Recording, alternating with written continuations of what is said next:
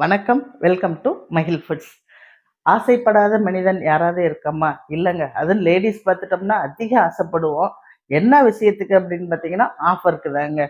இப்ப நம்ம ஒரு நூடுல்ஸ் பாக்கெட் வாங்க போறோம் அப்படின்னு வச்சுக்கோங்களேன். ஒரு ரூ. 10 அண்ணாச்சி கடையில போனா 2 ரூ. 10 பாக்கெட் கொடுங்க அப்படின்ட்டு நம்ம அன்னைக்கு தேவைக்கு அப்ப தேவைக்கு வாங்கிட்டு வந்துருவோம். இதே இது பெரிய ஷோரூம்ல பேப்பர் ஆடை பார்த்துட்டு நம்ம போவோம். நிறைய ஆஃபர் போட்டிருக்காங்க அப்படின்ட்டு. பெரிய பெரிய நிறுவனங்கள்ல பாத்தீங்கன்னா என்ட்ரன்ஸ்ல நம்ம நுழைஞ்சதுமே என்ன மாதிரி ப்ராடக்ட் வச்சிருப்பாங்க அப்படின்னு பாத்தீங்கன்னா 50% ஆஃபரு, ஒண்ணுக்கு ஒண்ணு ஃப்ரீ அப்படின்றதுதான், ஸ்வீட் பாக்ஸ் இந்த மாதிரி நிறைய வச்சிருப்பாங்க. கண்ணுக்கு கவர்ச்சியா இருக்கும். நம்ம ஒரு ரூ. 500 ஒரு பொருள் வாங்க போகணும்னு நினைப்போம். ஆனா ரூ. 5000 செலவழிச்சிட்டு வருவாங்க. ஏன்னா ஆசை யாரை விட்டது, ஆஃபர் ஆசை யாரை விட்டது. இதுதாங்க.